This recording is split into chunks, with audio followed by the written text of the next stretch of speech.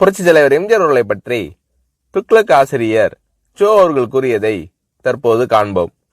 அரசியலை தவிர்த்து பார்த்தால் கூட எம்ஜிஆர் அவர்களுக்கு இருக்கும் பாப்புலாரிட்டி இந்தியாவிலேயே வேறு எந்த திரைப்பட நடிகர்களுக்கும் இருக்க முடியாது. திரையுலகில் எம்ஜிஆர் அவர்களோடு எனக்கு ஏற்பட்ட அனுபவங்கள் பல. அவற்றில் ஒரு சிலவற்றை பற்றி மட்டும் எழுதுகிறேன். துக்ளக் பத்திரிகை ஆரம்பிப்பதற்கு ஓரிரு வருடங்களுக்கு முன்னால் ஜெய்ப்பூரில் அடிமை பெண் படப்பிடிப்பு நடந்து கொண்டிருந்தது. பல நடிகர்கள், டெக்னீஷியன்கள் சுமார் 15 நாட்கள் அங்கே தங்கியிருந்தோம். ஒவ்வொருவரையும் எம்ஜிஆர் அவர்கள் அக்கறையுடன் கவனித்துக் கொண்டது போல் வேறு எந்த தயாரிப்பாளரும் தன் படம் சம்பந்தப்பட்ட எவரையும் கவனித்துக் கொள்வாரா என்பது சந்தேகம்தான். தங்கும் வசதி, சாப்பாடு எல்லாம் ஒவ்வொருவருக்கும் திருப்திகரமான முறையில் இருக்கிறதா இல்லையா என்பதை அவ்வப்போது எம்ஜிஆர் அவர்களே நேரில் கவனித்துக் கொள்வார். படப்பிடிப்பின் போது ஒரு சில நாட்கள் கடும் வயிற்று வலியால் நான் அவதிப்பட்ட போது எம்ஜிஆர் அவர்கள் என்னிடம் காட்டிய பரிவு என்னால் மறக்க முடியாது. படப்பிடிப்பு தடைப்படுவதை பற்றி எம்ஜிஆர் அவர்கள் சற்றும் கவலைப்பட்டதாகவே தெரியவில்லை. அதே சமயத்தில் சென்னையில் ஒரு வழக்கை நடத்துவதற்காக நான் ஆஜராக வேண்டியிருந்ததால் உரிய நேரத்தில் என்னை அனுப்பி வைப்பதற்கும் எம்ஜிஆர் அவர்கள் எடுத்துக்கொண்ட சிரமம் கொஞ்சம் நஞ்சமல்ல.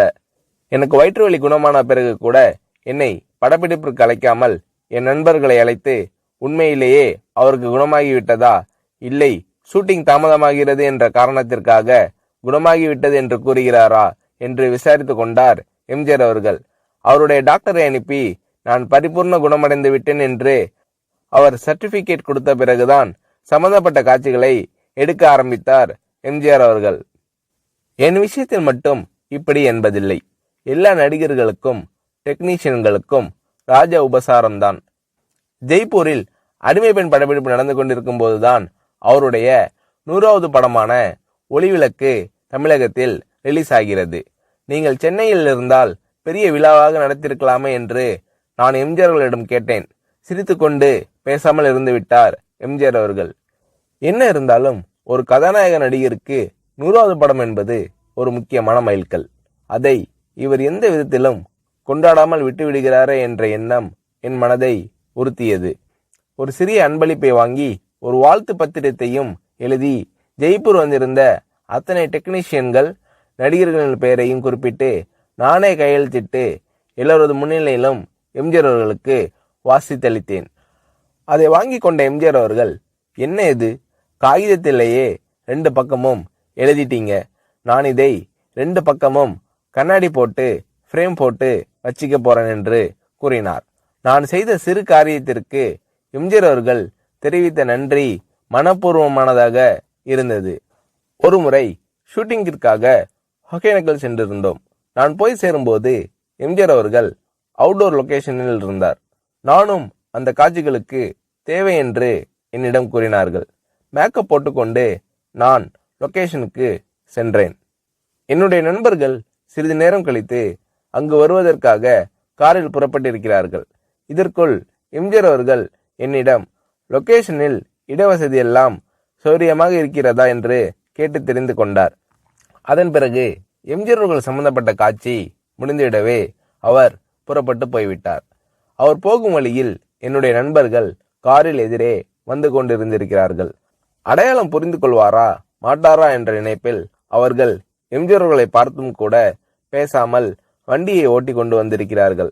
வண்டி அவர்களை கடந்து சில அடிகள் சென்ற பிறகு எம்ஜிஆர் அவர்கள் தனது வண்டியை நிறுத்த சொல்லி அவர்களுக்கு செய்கை காட்டி நிறுத்தி தன் வண்டியை பின்னோக்கி ஓட்ட செய்து இறங்கி வந்து எனது நண்பர்களை அழைத்திருக்கிறார். நீங்கள் எல்லாம் சோவின் நண்பர்கள் தானே, இடவசதி எப்படி இருக்கிறது, உங்களுக்கு போதுமா? சோவிடம் கேட்டால் அவர் எல்லாம் சரியாக இருக்கிறது என்று கூறி மழுப்பி விடுகிறார். ஏதாவது குறை இருந்தால் நீங்கள் சொல்லுங்கள் என்றெல்லாம் விசாரித்துவிட்டு அதன் பிறகுதான் மீண்டும் தன் வண்டியில் ஏறி புறப்பட்டு சென்றுள்ளார் எம்ஜிஆர் அவர்கள். மிக சாதாரண விஷயம் போல் தோன்றலாம், ஆனால் அந்த மாதிரி கேட்டிருக்க வேண்டிய அவசியமே எம்ஜிஆர் அவர்களுக்கு இல்லை. முகங்களை ஞாபகம் வைத்துக் கொள்வதில் எம்ஜிஆர் அவர்கள் வல்லவர். அதற்கு இன்னொரு உதாரணம். எம்ஜிஆர் அவர்களுடன் சத்யா ஸ்டுடியோவில் ஷூட்டிங்கில் கலந்து கொண்டிருந்தேன். என்னுடைய நண்பர் நீலு சில ஆண்டுகள் கல்கட்டாவில் தங்கிய பிறகு அன்றுதான் சென்னைக்கு திரும்பினார். என்னை பார்க்க சத்யா ஸ்டுடியோவிற்கு வந்தார். நான் அவரை எம்ஜிஆர் அவர்களுக்கு அறிமுகப்படுத்தி வைத்தேன். எனக்கு தெரியுமே, உங்கள் நாடகத்தில் இவர் நடித்ததை நான் தான் பார்த்திருக்கிறேனே என்றார் எம்ஜிஆர் அவர்கள். அதற்கு முன்தினம் எம்ஜிஆர் அவர்கள் எங்கள் நாடகத்திற்கு வந்திருந்தார். ஆனால் நீலுவோ அன்றுதான் கல்கட்டாவிலிருந்து திரும்பியிருந்தார். ஆகையால் நான் எம்ஜிஆர் அவர்களிடம் சொன்னேன், நேற்று நீங்கள் பார்த்த நாடகத்தில் அவர் நடிக்கவில்லை. கல்கட்டாவிலிருந்து இன்றுதான் சென்னைக்கே வந்திருக்கிறார் என்றேன். எம்ஜிஆர் அவர்கள் என்னை கேட்டார், நேற்று நடந்த நாடகத்தில் பார்த்தேன் என்று நான் சொன்னேனா? 3 ஆண்டுகளுக்கு முன்னால் திருவல்லிக்கேணியில் என்கேடி கலா மண்டபத்தில் மனமொரு குரங்கு நாடகத்தில் ஒரு அடங்கா பிடாரி மகனின் தந்தையாக அரிசி வியாபாரியாக நடித்தவர் இவர்தானே, அதைதான் நான் சொன்னேன் என்றார் எம்ஜிஆர் அவர்கள். நானும் சரி, நிலுவும் சரி, இதை எதிர்பார்க்கவில்லை. இவ்வளவு ஞாபக சக்தியா என்று வியந்தோம். சினிமா நாடகங்கள், பொது நிகழ்ச்சிகள் என்று பல இடங்களில் பலரை சந்திக்கும் இந்த மனிதருக்கு இவ்வளவு கரெக்டா ஒரு முகத்தை ஞாபகத்தில் வைத்துக் கொள்ள முடிகிறதா என்று ஆச்சரியப்பட்டு போனோம். திரையுலகில் எம்ஜிஆர் அவர்களிடம் நான் கண்ட வேறொரு சிறப்பு, சினிமா டெக்னிக்குகளை அவர் கரைத்து குடித்திருந்த விதம். ஒரு நல்ல டைரக்டருக்கு வேண்டிய எல்லா தகுதிகளும் உடையவர் எம்ஜிஆர் அவர்கள் என்பதில் சந்தேகமே வேண்டாம். சண்டை காட்சிகளை படமாக்குவதில் வல்லவர் எம்ஜிஆர் அவர்கள் என்று கேள்விப்பட்டிருக்கிறேன். சில சமயங்களில் டைரக்ஷன் எம்ஜிஆர் என்று விளம்பரப்படுத்தப்படும் படங்களை பற்றி சிலர் வேறு யாரையாவது டைரக்ட் செய்ய சொல்லிவிட்டு அவர் தன் பெயரை போட்டுக் கொண்டிருப்பார் என்று கூற நான் கேள்விப்பட்டிருக்கிறேன். இது வெறும் பிதற்றல். இன்னும் சொல்ல போனால் பல சமயங்களில் எம்ஜிஆர் அவர்கள் படங்கள் வேறு டைரக்டரின் பெயரில் வெளிவரும்போது கூட அவற்றிலும் பல காட்சிகளை எம்ஜிஆர் அவர்களே டைரக்ட் செய்திருப்பார். இதுதான் உண்மை. எம்ஜிஆர் அவர்கள் செய்துள்ள தான தர்மங்கள் ஏராளம் என்பது எல்லோருக்கும் தெரியும். தவிர எந்தவிதமான விளம்பரமும் இல்லாமல் எம்ஜிஆர் அவர்கள் செய்துள்ள உதவிகளும் அநேகம் உண்டு. உதவி பெற்றோர்கள் கூட என்னிடம் கூறியிருக்கிறார்கள். மிகவும் தேவையான சமயத்தில் செய்யப்படும் உதவி போன்ற நல்ல காரியம் வேறு எதுவும் இல்லை.